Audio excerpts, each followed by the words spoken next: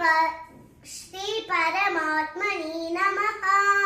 ओम पार्थाय प्रतिबोधितां भगवता नारायणेन स्वयं व्यासेन ग्रथितां पुराणमुनिना मध्ये महाभारतम् अद्वैतामृतवर्षिणी भगवती अष्टादशाध्यायिनी अम्ब त्वामनुसन्दधामि भगवद्गीते भगवद्वेषिणी। अथ नवमोऽध्यायः राजविद्या राजगुह्ययोगः। श्रीभगवानुवाच इदं तु ते गुह्यतमम् प्रवक्ष्यामि सूयवे।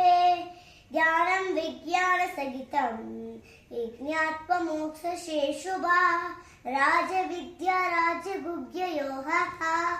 राजविद्या राजगुह्यां पवित्रमिदमुत्तमं प्रत्यक्षवगमान् धर्म्यां सुगं कर्तुमव्ययम्।